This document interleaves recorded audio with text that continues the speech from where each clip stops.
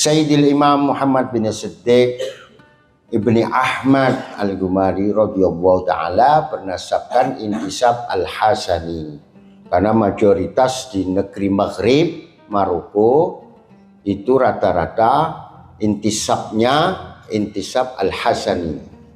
Itu penting, ini untuk pengetahuan.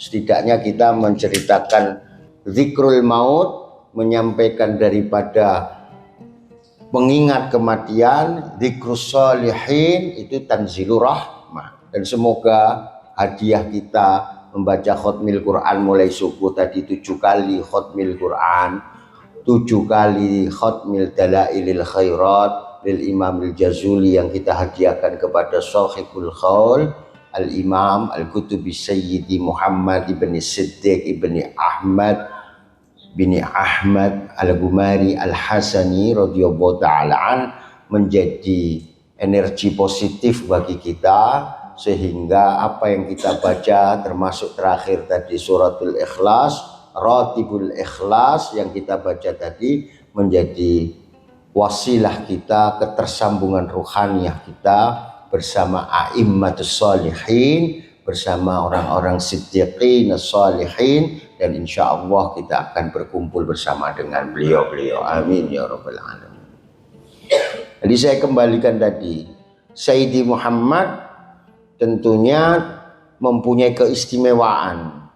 Keistimewaannya adalah salah satunya beliau sebelum ditempa kembali kepada kota kelahirannya di Tonja, kalau sekarang namanya Tanjir.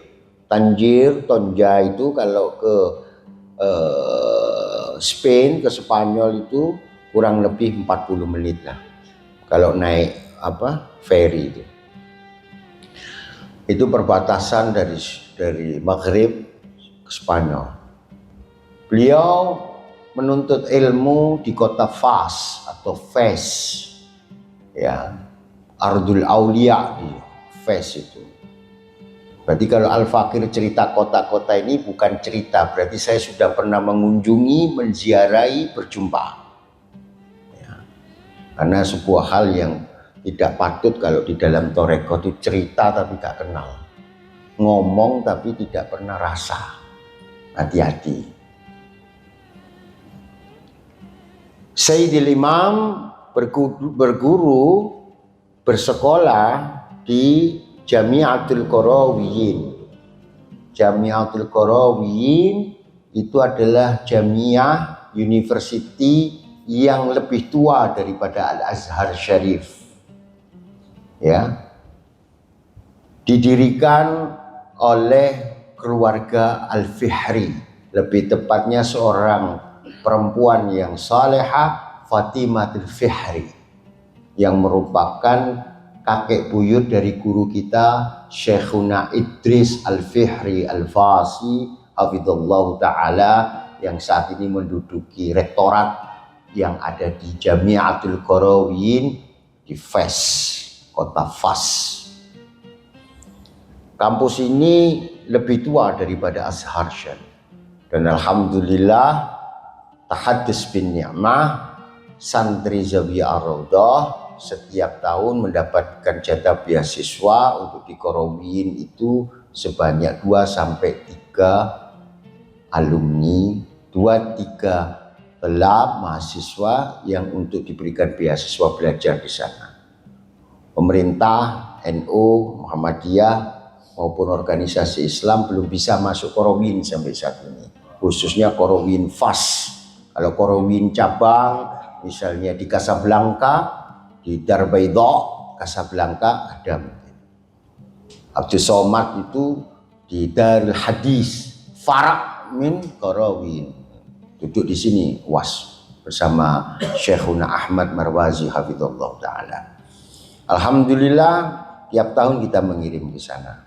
Qarawiyin didirikan oleh Fatimah Firiyah. Sayyidil Imam Al-Kutub Muhammad bin Siddiq bin Ahmad Al-Ghumari radhiyallahu ta'ala mengenyam pendidikan di Qarawiyin.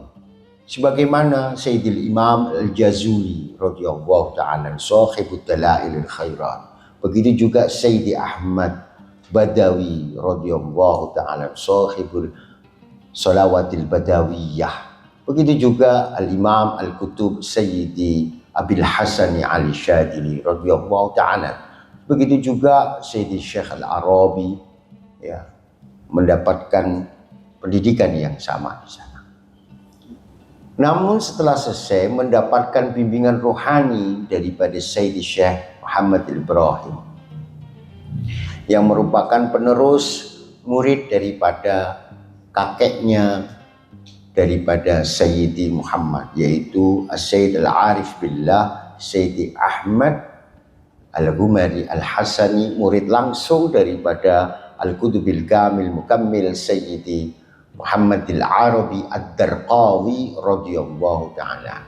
Al-Fakir sudah berapa kali ke Ad-Darqawi, ke Imam Ad-Darqawi di Bani Zarwal, jauh sekali, kurang lebih 12 jam dari kota Fas, di tempat yang terpencil hampir sama seperti pada Maqbarah Sayyidil Imam Al-Kutub Abil Hasan Al-Syadili di Humaisara, sangat jauh daripada kunjungan daripada para peziarah karena tempat yang begitu jauh. Sayyidil Imam Muhammad bin Siddiq Al-Ghumari radhiyallahu ta'ala an mendapatkan terpaan rohani dan mendapatkan kembali rantai emas Thariqah Syadiliyah itu dari gurunya Sayyidil Ibrahim Al-Fasi radhiyallahu ta'ala, mendapatkan wasithah 3 yang semuanya ketika ini murid daripada kakeknya Sayyidi Ahmad. Kenapa kok di Syadiliyah itu tidak mesti turun daripada ayahanda ke anak, bukan Thariqah abna atau Thariqah aba?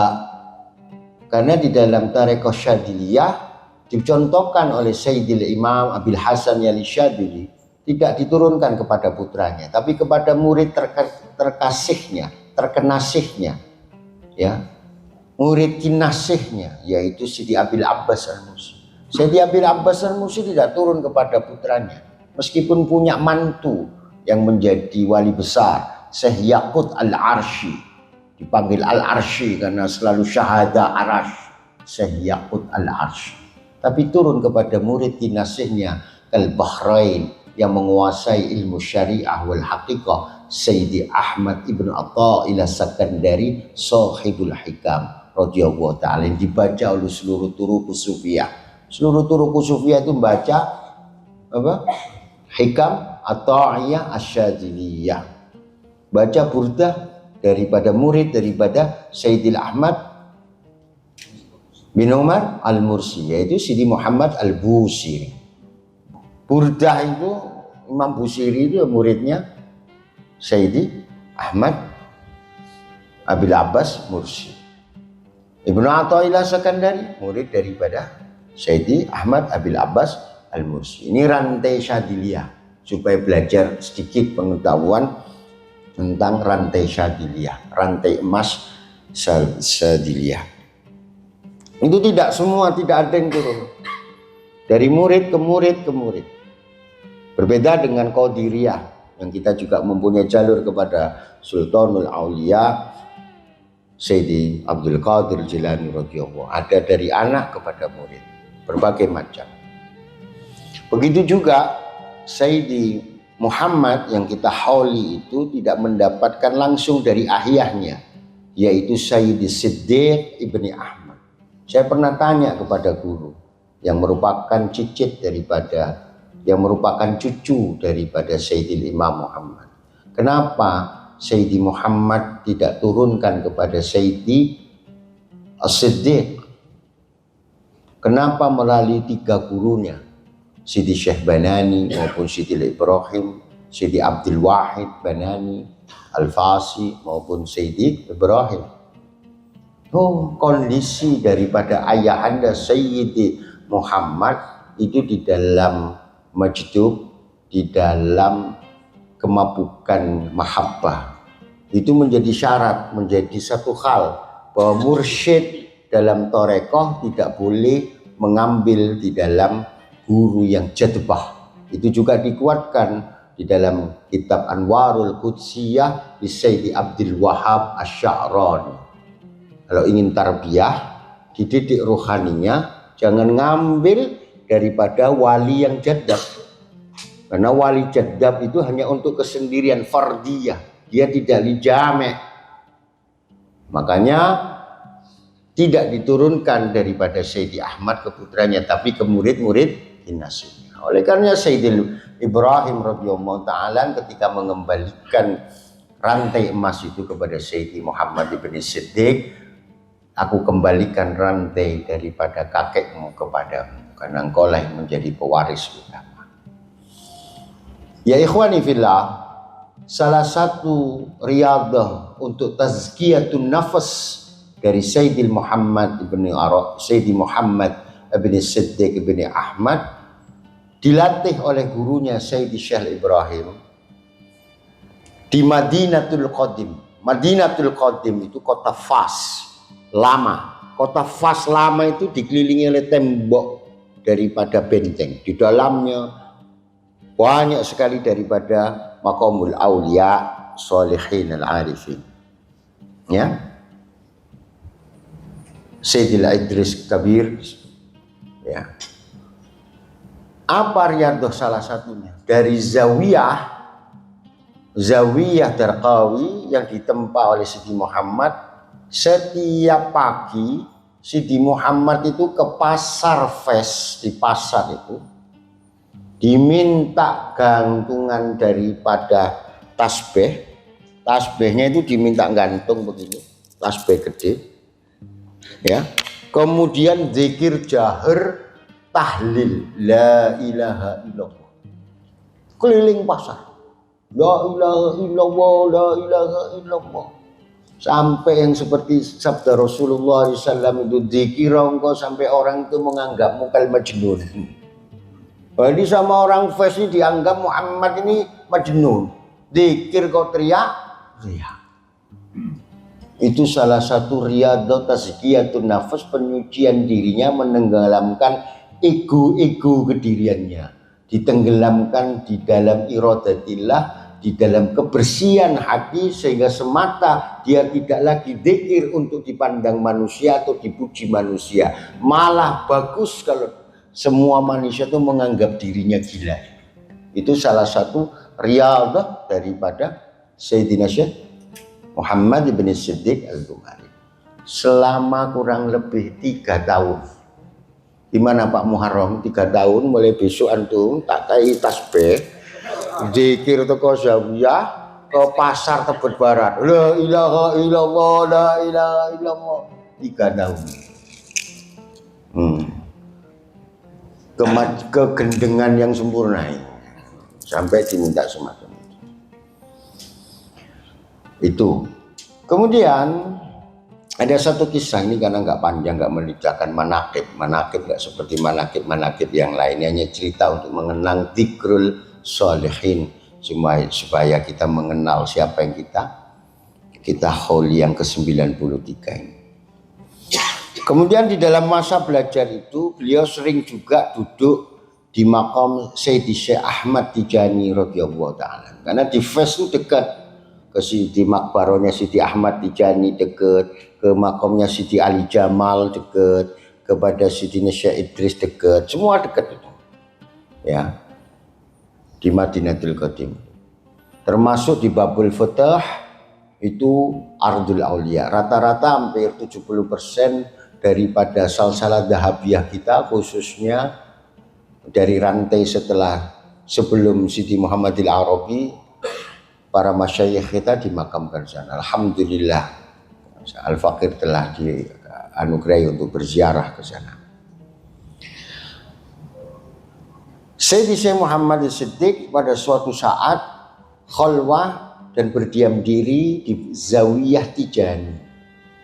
Zawiyah Tijani yang di dalamnya ada makbarah Sayyidi Ahmad Tijani radhiyallahu ta'ala. Suatu hari beliau melihat Sidi Ahmad Tijani berjalan di belakang oleh baginda Nabi Muhammad SAW, keluar daripada mimbar, daripada imaman, keluar itu Sidi Rasul diikuti oleh Siti Ahmad Tijani. Kemudian ditanyai, ini suara apa kok mendengung-dengung, menggema-gemai, sampai ke Maroko suara itu. Sayyidi Muhammad bertanya di dalam keadaan yaqodoh itu. Padahal Siti Ahmad sudah wafat berapa waktu? Nah, sekarang 93, berarti Siti Ahmad Tijani kurang lebih sefase dengan Imam Darqawi.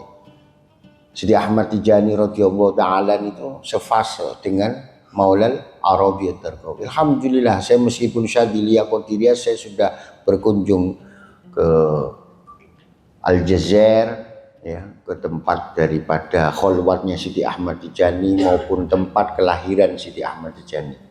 Alhamdulillah diberikan anugerah itu dan ketemu dengan istilahnya mursyidul am daripada Tijani, Sayyidil Arabi radhiyallahu ta'ala wa hafidhullahu ta'ala. Dalam waktu itu Siti Muhammad sedang berkhobar dan berjumpa dan melihat Kanjeng Rasulullah SAW. Dan kemudian Siti Ahmad dalam keadaan sadar ditanya, ya Siti Ahmad, saya mendengar dari ashabmu, murid-muridmu itu cerita bahwa engkau adalah khatmul aulia. Engkau memiliki tanda khatam cincin kewalian, yaitu khatmi Rasulullah SAW. Dijawab, ya, saya memiliki khatmi Rasulullah SAW. Begitu juga engkau wahai Muhammad, engkau juga merupakan khatam daripada Nabi Muhammad SAW. Tuh. Saya nggak mau cerita yang khayali-khayali, cukup itu aja.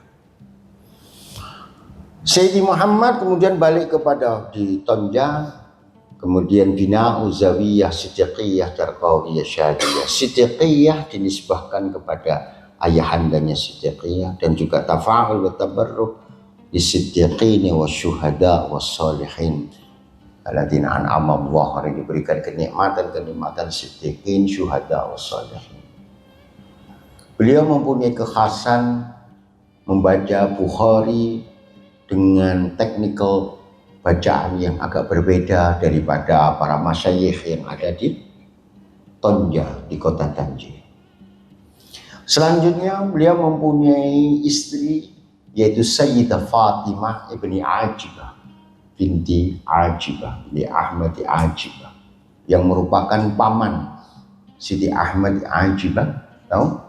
Sahibu Bahrul Madid, tafsir Bahrul Madid, seorang wali saleh, ya, Sayyidi Ahmad ibni Ajib al-Hasan, ya, yang mempunyai syarah Hikam Athaiyah yang cukup bagus. Itu pamanda beliau, dan kemudian dinikahkanlah putrinya, ya, atau cucunya. Dia punya anaknya punya cucunya, yaitu Sayyidah Fatimah al-Ajibah. Sayyidah Fatimah dinikahi dan kemudian memiliki beberapa putra. Yang subhanallah, putranya semuanya minal an. Semua putra-putranya satu Sayyidi Ahmad. Sayyidi Ahmad ini derajatnya bukan lagi seorang muhaddis musnid, tapi mujtahid mutlak. Meskipun kita tidak mengakui, kita kan mengakuinya hanya terpatok 4 madhab, padahal banyak madhab yang lain. Makanya Sunni ini nggak terlalu berkembang. Kalau Syiah itu marojeknya masih hidup aja terus. Al-Sistani tetap hidup, ya. Bakir As-Sadr tetap hidup. Bukan saya pro Syiah loh, ilmu. Kalau saya ngomong Syiah itu bagian dari Islam, ya, Syiah itu bagian dari Islam. Cuma beda cara madhab, baik fikir maupun amaliyahnya sama. Ahlul kiblat, man sholat sholatan, man istaqbala kiblatan, ya, siapa sing sholat sama kiblatnya sama. Man akala dzabah tadbihana, siapa yang makan seperti sembelihan, kan, padzalikal muslim. Harus paham ya, jangan mau dikacau-kacaukan Syiah Sunni ya, apalagi Iran ya, Israel. Harus anti Israel kita ya, dengan gara-gara kak seneng Sunni Syiah moro apa lebih baik bela kafir daripada semua muslim, rusak itu. Makanya Siti, ya, satu Siti Ahmad, putra Siti Muhammad, Ini mujtahid mutlak. Derajatnya sudah mujtahid mutlak fi zamani. Ya. Makanya digelari Suyuti fi zaman. Seperti Imam Suyuti fi zaman. Tapi bukan dalam konteks kalau Imam Suyuti belum mencapai mujtahid mutlak. Kedua, adiknya Sayyidi Abdullah ibni Muhammad. Sayyid Abdullah guru daripada Syekh Ali Jum'ah yang sekarang. Guru dari guru kita Sayyidi Yusri Rusdi Syekh Hasan. Kemudian punya adik Sayyidi Abdul Hayy. Syekh Abdul Hayy ini ahli usul fiqh, ya, maqasid dan semua. Kemudian punya putra yaitu Sayyidi Syekh Zamzam, seorang ulama besar.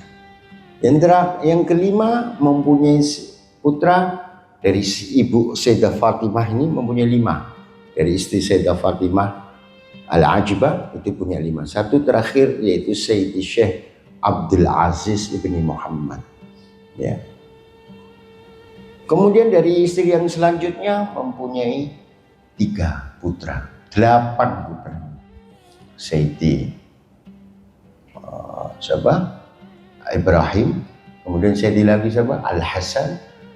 Sebelum Hasan ini ada adiknya, tengah Sayyidi Syekh Murtada. Dari 8 ini saya jumpa putranya Sayyidi Murtada dalam keadaan sudah sepuh dan alhamdulillah masih diberi kesempatan Al-Fakir untuk menerima dan berjabat tangan daripada Sayyidi Murtada. 8 Sayyidi Muhammad ini ada 8 putranya. Semuanya minal ulama'il amli, semuanya minal awliya. Makanya Sidi Syekh Ali Jum'ah, tahu Sidi Ali Syekh Jum'ah? Ya, Mufti Misri, ya, di zamani, ya, sekarang kan sudah bukan lagi. Sidi Syekh Ali Jum'ah itu kalau menjuluki keluarga Ghumar itu adalah Al-Wali Ibnul Wali Ibnul Wali Ibnul Wali. Seorang kekasih Allah yang ayahnya kekasih Allah, kakeknya kekasih Allah, njit-njitnya kekasih Allah. Dan sekarang kita menghauli daripada kekasih-kekasih Allah. Semoga kita mendapatkan anugerah keberkahan. 8 putranya ini ulama, Masya Allah. Ya, dan semoga anak-anak kita mendapatkan setidaknya minas sholihin. Kalau nggak jadi ulama itu minas sholihin. Setidaknya di perkembangan berikutnya, di usia kematangannya nanti. Kalau sekarang nakal ya doakan aja. Tapi nanti di titik yang Allah, semoga Allah memberikan futuhat, membuka futuh di dada dan pikirannya sehingga bisa ittiba'i sunnati Rasulullah sallallahu alaihi wasallam. Seluruh putra-putranya itu wali. Ini bukan kata saya, tapi kata Syekh Ali Jum'ah. Mengutip saya, Al-Wali Ibnul Wali Ibnul Wali Ibnul Wali. Keluarga Ghumari mempunyai keterjagaan yang positif di dalam keilmuan, adab, akhlak. Ya. Adapun sekarang yang memegang zawiyah itu rantainya berpegang kepada Sayyidi Syekh Dr. Abdul Mun'im bin Abdul Aziz ibni Ahmad, ya, ibni Muhammad ibni Siddiq ibni Ahmad, daripada Sayyidi Abdul Aziz. Sayyidi Ahmad nggak punya putra, Sayyidi Abdullah nggak punya putra, Sayyidi Abdul Hayy punya putra tapi tidak meneruskan. Sekarang rantainya dari jalur Sayyidi Abdul Aziz putra kelima kepada Sayyidi Syekh Abdul Mun'im bin Abdul Aziz ibni Muhammad ibni Siddiq Al-Ghumari hafizallahu ta'ala wa radhiyallahu ta'ala majma'in. Disitulah kita mendapatkan ijazah syahadiyah secara mutlaqan, secara irsyadiyah dan semuanya. Dan alhamdulillah kita masih berjumpa dengan beliau dan membimbing kita bersama sampai hari ini. Jadi ikhwani fillah, sekian sekelumit terkait haul daripada Imam Muhammad bin Siddiq Ghumari. Nanti bisa selanjutnya tanya ke Mbah Google, karena aktual.com waktu awal dahulu sudah merilis tentang siapa Sayyidi Syekh Muhammad ibni Siddiq, ya, ibni Ahmad Al-Ghumari Al-Hasan, seorang wali Allah yang sampai pada derajat kutub di zamannya. Dan semoga nanti bisa dibaca dan bisa ditelusuri lebih dalam. Tidak panjang tapi setidaknya mempunyai sekilas terkait daripada Imam Muhammad bin Siddiq Al-Ghumari. Alhamdulillah kita diberi kesempatan. Beliau wafat 93 tahun. 93 ini hitungannya Syawal ke Syawal. Berapa Fauzan? 1939 wafatnya, lupa saya. 96 Syawal. Beliau meninggalnya 6 Syawal tahun berapa? 1393 atau berapa? Lupa saya.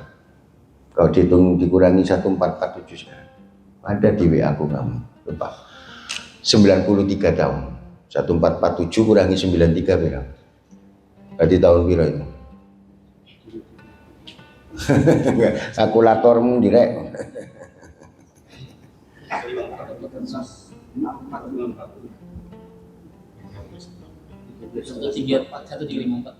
Satu 1354 wafatnya.